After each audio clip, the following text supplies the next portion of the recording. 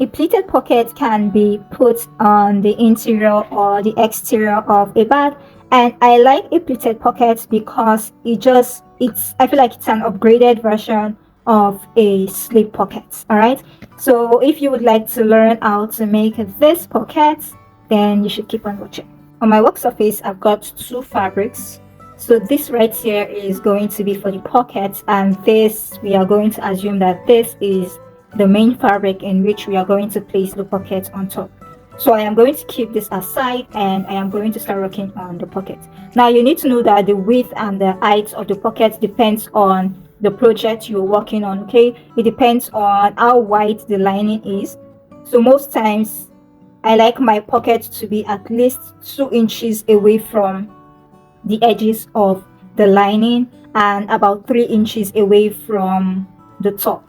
That is if I am making a big bag or so. Okay, so 2 inches away from the sides and 3 inches away from the top. And the height of your pocket depends on you. I like the final height of my pocket. If it's a normal slip pocket, I like it to be about 4 inches, and if it's something like this, 4.5 or 5 is fine, especially if it is a big bag. So I am going to start by folding the pocket piece right sides touching like so. So we are going to sew this the way we are going to sew any other slip pockets. If you have not watched the slip pocket tutorial video, please go ahead and watch it so you know how to make a regular slip pocket. So I'm going to start by sewing from one corner all the way to the top, and I am going to stop somewhere around here. I am going to continue stitching from somewhere around here. I am going to stitch and go all the way down. Now I'm just going to trim off the corners and turn the pockets to the right side.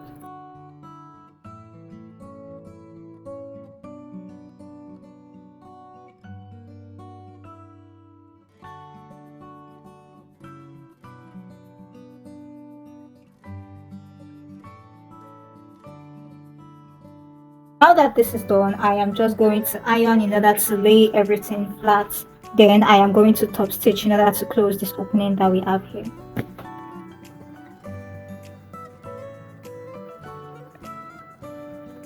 While I still have my iron here, I am going to fold my lining panel or the main panel, whichever one it is. A pleated pocket could be at the lining or at the exterior. I am going to fold it widthwise. So from side to side, I am going to fold it in order to mark my middle point, or in order to create a line so I know my midpoint.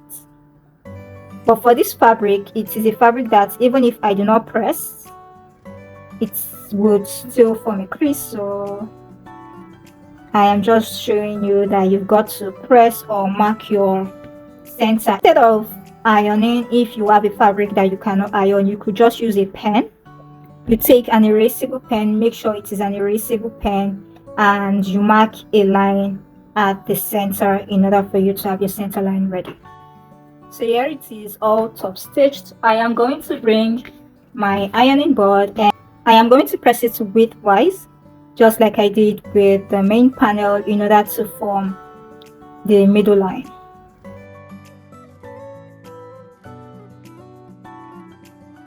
So I have got the middle line and I am going to start working with it. Mind you, you want to make sure you are using erasable marking tools in order to get this done. Okay, so I have used my pen to mark the midpoints, and I want you to know that this is an erasable pen, so you want to make sure you are using an erasable or disappearing marking tool when marking this part. Okay, so now that I've got my midpoints, I am going to mark 1 centimeter from one side, and I am also going to mark another 1 centimeter. 1 centimeter is 3/8 of an inch.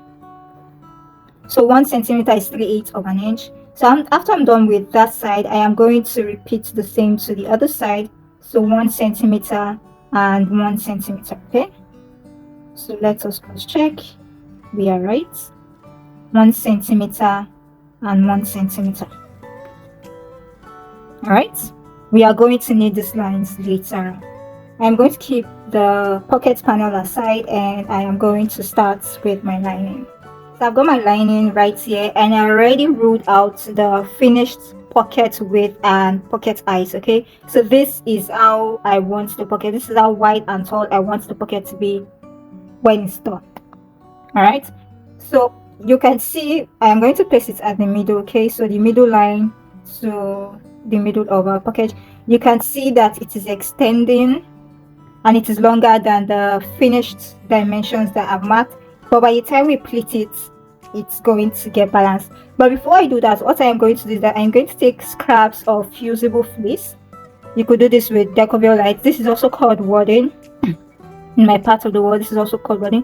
And if you do not want to use wadding, you could take scraps of synthetic leather and do this with it. So what I'm going to do is that I'm going to put in the side with the glue on the corner. So I'm putting it here on the stress points. Okay, so one corner, both corners, and the middle, those are the 3 stress points, and those are where I am going to put in the fusible fleece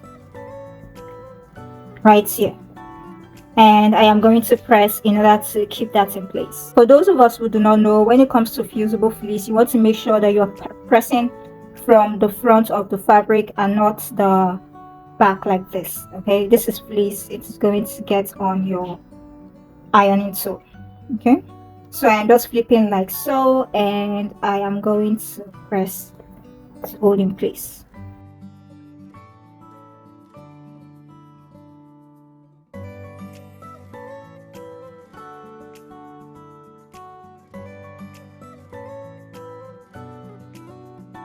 So now that we are done with that, I am going to bring my pocket piece and I am going to place it to the middle. So this is the middle. I could do this with any marking tool at this point.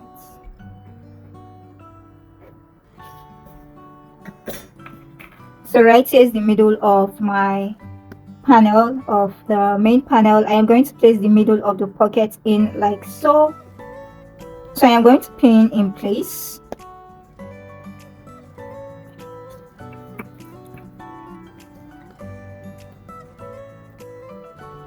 And I am going to take this to my sewing machine and sew down the center of the pocket in order to hold the pocket to the main panel. So the pocket has been secured to the main panel. You want to remember to backstitch properly at the beginning and the end.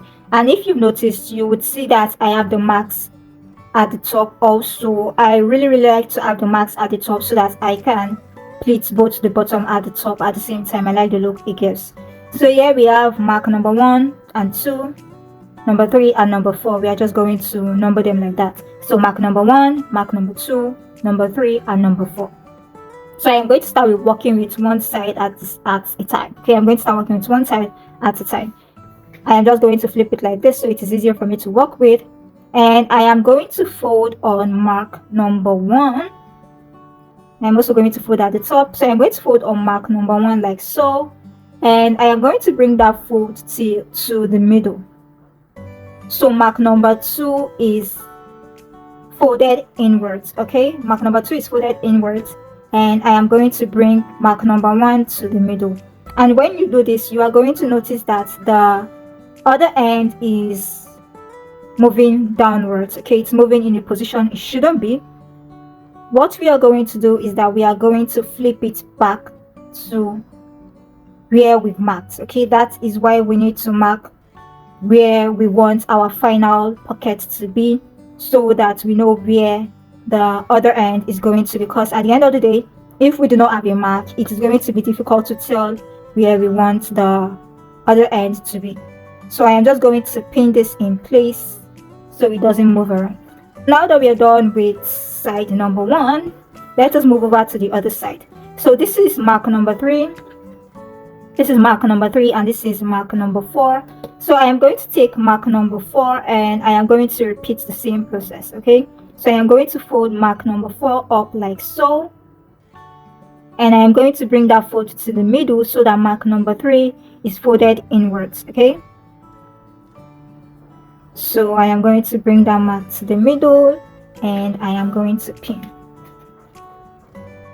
So I am done pinning and this is what we have. I am going to go to the sewing machine and I am going to stop stitch from this point down and up. You could do a back stitch at this point, but do not make it obvious. This is what we've got. We are not done yet and it is looking so lovely already.